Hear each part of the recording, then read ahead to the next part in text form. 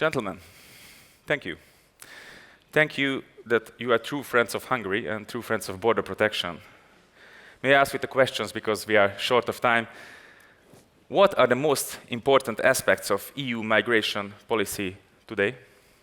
What should be changed in the EU's approach in order to create a system that guarantees the security of the member states and their citizens? And please tell us, what is the situation in the United States of America? May we start with Chris? The situation in the United States is very grave. We have uncontrolled border. We have a border that essentially the operational control of it has been turned over to Mexican cartels. Nothing crosses the U.S. southern border without either money or permission or money being paid to or permission granted by Mexican cartels. And that goes to everything, whether it's drugs, money, people, weapons, whatever it is, the Mexican cartels control our southern border. The Biden administration has abandoned any real control. Our law enforcement has been relegated to handling administrative asylum applications. And since the Biden administration took office, we have something like 6 million people who have crossed our border. And it's not just a question of uncontrolled migration. We have no idea who is in our country, none. And the other factor of this, which doesn't get discussed as much, but it's entirely linked with the migration issue, is the incredible drug trafficking that goes across our border. And so to give you perspective on this, the number one killer of Americans aged 18 to 45 is fentanyl. Here's a parallel. A 737 aircraft loaded with people. The crashing one of those, one a day, every day, is the death toll to Americans from fentanyl overdoses, all of which are associated with or in some way connected with the Mexican cartel control of our southern border.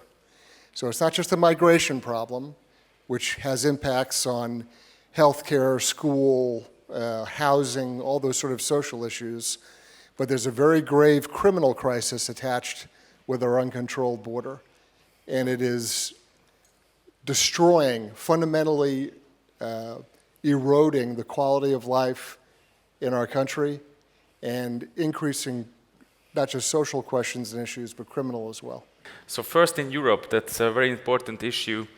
Mandatory migrant resettlement in the name of solidarity has led to serious political debates and has triggered a series of attacks against Hungary in the recent years.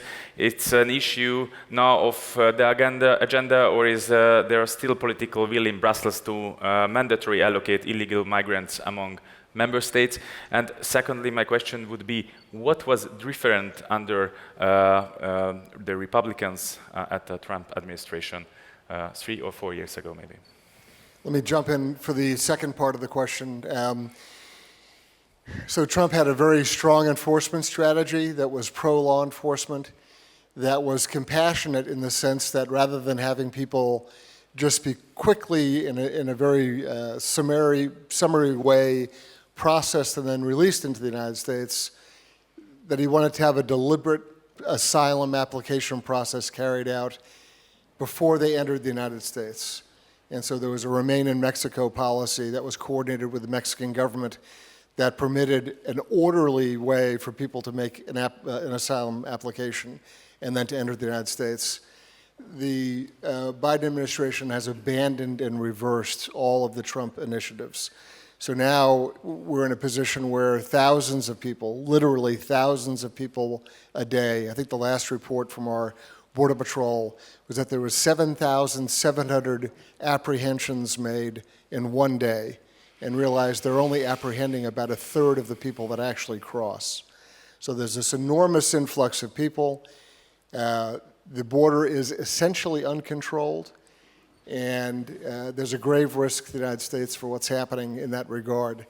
I have great compassion for Hungary's approach when it comes to enforcement operations and activities with regard to the European Union and their policies.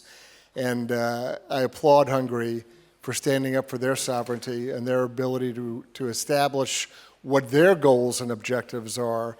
And you really, frankly, I don't think they get enough credit because you are, in many instances, going back to 2015, Hungary was actually the southern border of what represented the Schengen Agreement, right? So once across into Hungary or once transiting Hungary, whoever came here was free to go anywhere in Europe.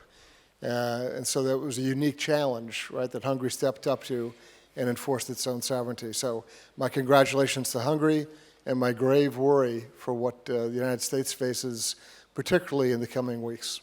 In the United States, the concern, likewise, that the left would rather ignore, the Biden administration would rather ignore the problem that we face on our border, but it cannot be ignored. It is so severe. It is such a burden, increasingly not just on border states, Texas and Arizona and such, but now as these tens of thousands, in some cases hundreds of thousands of people have moved further north into the country, we say that the border isn't in the southwest of the United States, the border is in New York City or Ohio or other northern locations, to the point now where the very liberal mayor of New York City, Mr. Adams, is vocally, very emphatically criticizing the Biden administration because he is now bearing the costs of housing, education, healthcare, all the social issues connected with this enormous